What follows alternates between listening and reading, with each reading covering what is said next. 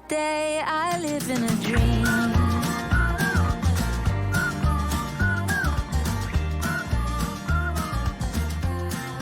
I live in a dream.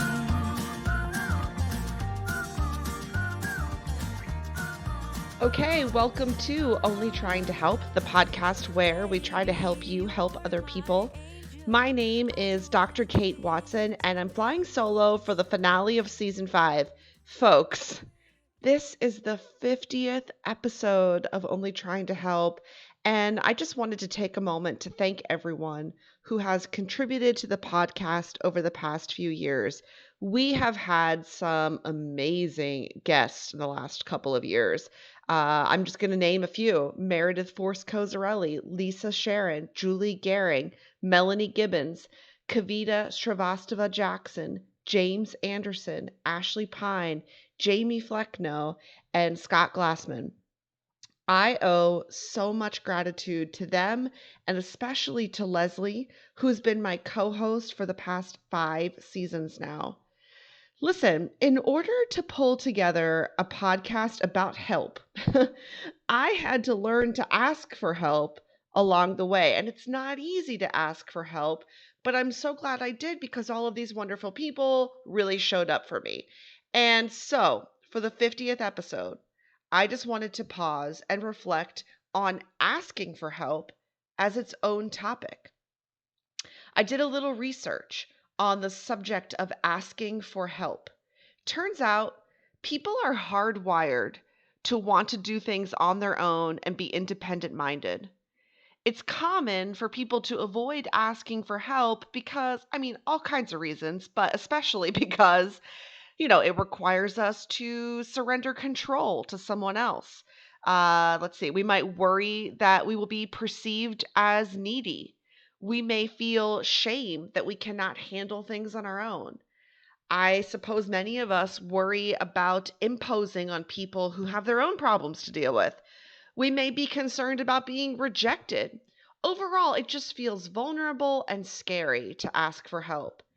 So, this next part I'm going to read from an article that I will share on our website, but this is something written by Jeffrey Davis. He says, another reason why asking for help seems so hard is that we're pretty terrible at articulating our needs in a way that someone can offer constructive aid.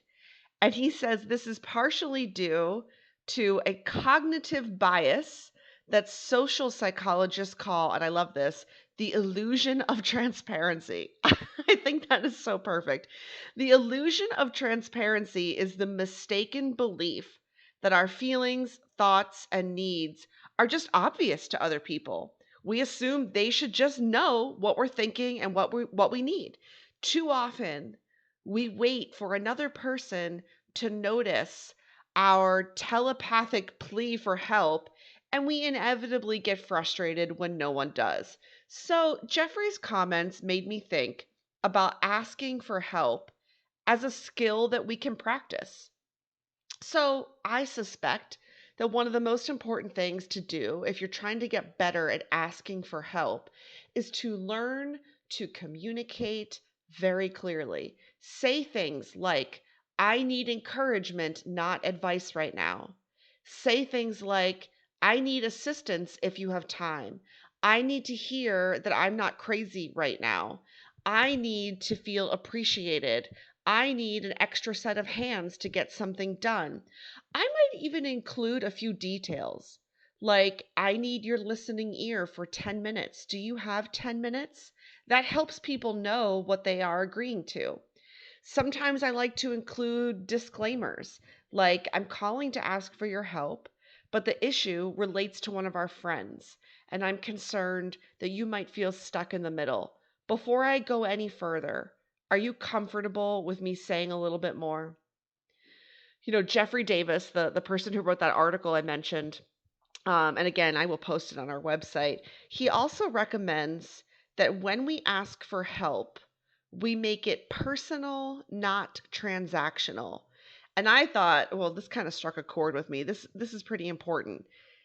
Basically, the idea is make your request more personal by explaining why that person has some particular skill or quality or expertise that makes them exactly the right person to ask for this task. It makes them feel like a truly useful person and not just like another person on your list who you're leaning on in some way. Just the other day, I called a colleague to consult with him on a business decision. And I started off by saying, I'm calling to consult with you because I respect your expertise and knowledge. Is it okay if I take 10 minutes of your time to seek your opinion? And immediately I could just tell he was kind of flattered and eager to help. In fact, by the end of the call, he even said those words. He said, I am so flattered that you thought of me. And if there's anything else I can do, please let me know. That's how you make it personal and not transactional. And when we say not transactional, we mean that you don't really need to emphasize reciprocity. And woo, this is the hardest part for me. I don't know what it is about me. I don't know where this comes from for me, where I learned this, how this became part of my personality, but I am incredibly uncomfortable feeling in debt to other people. If I borrow $5 from someone, I obsess over the $5 that I owe them back until the debt is paid. So if I ask someone for help, I am going to want to return the favor in some way. But here's what's interesting. Maybe that's what I want. But the person who's offering the help or giving the help is usually pretty unconcerned about me returning the favor. When I called that colleague to consult with him, at no point did he set up any kind of expectation that I should be there for him when he has a problem. And there was no expectation of give and take here, even though relationships probably should involve some give and take. What we're saying is that in the moment when you're asking for help, there's probably no need to go there in that moment. That really what people want to do is they want to show up for you and they want to feel useful. And deep down, I know that in that moment, it's best to just say thank you, but it's hard for me to leave it there. So I'm working on that. Unfortunately, people who need help, though, tend to rely on a lot of dropping hints and subtleties rather than being clear. And this just gets confusing. And here we are, just a bunch of well meaning people, all trying to read minds and pick up on signals. And when our signals aren't read properly, we feel resentful. Yikes. So let's just practice being clear. And I know I have a lot of work to do in this area. I'm sure a lot of my friends are listening to me right now saying, "Girl, you are you are the prototype of someone who needs to learn this." I know, I'm aware. And so I'm going to keep this topic in mind all next season as we continue to speak about ways to offer help. I think we should pair it up with ways to ask for help. And when you do, when you ask for help, it really pays off. I'm telling you, it pays off. I started this podcast by asking Leslie to help me with it. And then a couple years later, during the pandemic, when Leslie and I couldn't always meet up the way that we wanted to, I started asking other people to come on the show and offer their help. And now, after all these years and 50 episodes, I'm proud to announce that Only Trying to Help is finally available as a book that you can purchase. You can gift to your friends and family members, maybe for the people who don't listen to podcasts. And look at what asking for help has done for me. Because I was willing to ask people to help me out in this way, now I'm a published author. It pays off. It pays off. It pays off. It pays off. All right. Well, that's it for season 5, folks. I'm taking a little break, and then I'll be back in October with more episodes, more guests, more stories of helpfulness. Both giving and receiving help will be a big part of how we move forward with Only Trying to Help in the future. In the meantime, please keep up with me on social media. You can follow Only Trying to Help on Instagram, where our handle is at IWasOTTH. OTTH stands for Only Trying to Help.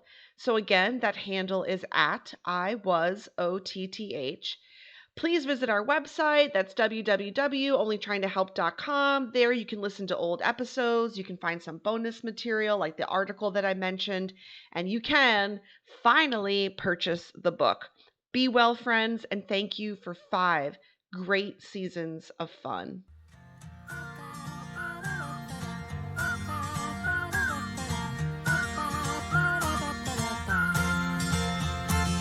Take me in your arms. I don't want to miss a day without you. Let's stay young forever.